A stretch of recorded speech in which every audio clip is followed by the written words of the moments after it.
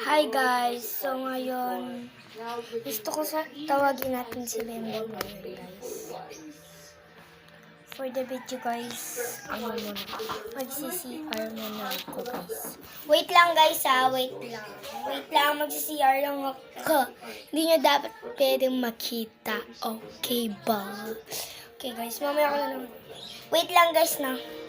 Bye-bye muna. Mag-CCR lang muna ako. Bye!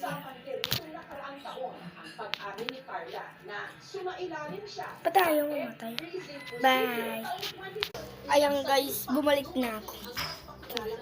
Papupunta natin si Erica. Yes. Puntayin natin dito si Erica. Hindi ko alam kung pwede siya or hindi. Kasi guys, mainit pa lang dito. Dito naman sa amin dito naman sa loob namin. Lang guys, mamaya. Diyan. Kalimut ako sa kas. Kasi pagkat ako kanina, galing ako sa mainit. Pero gusto silang matagpuan ni Anino raw ni Ann. Inalugog po natin lahat na pwede niyang pagtabuan mula sa basement to the visitor, even yung rooftop na sinakyan. Wala tayong nakita as to presence ni Charlie Ann.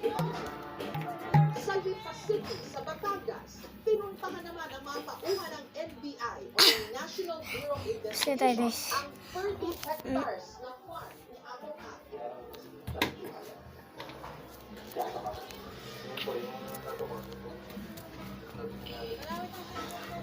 Kinuha ko sa guys.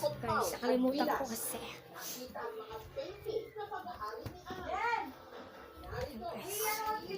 Tawagin na si Bembem guys. Punta na ako sa kanila guys. Wait, bye. Bayad ako ripa. Bye. Kumaya na lang guys. Andun ka na sa aral? Ikaw? Hindi pa. Ayan guys, nandito na ako sa bahay nila Erica. Ito sa Erica. Ayan si Erica. Nandito lang ako sa bintana kasi kapag dun ako, baka hindi siya papalabasan guys. Yung mamaya natik na ako makita. Ayan guys, baba daw ako baka makita daw kasi ako ng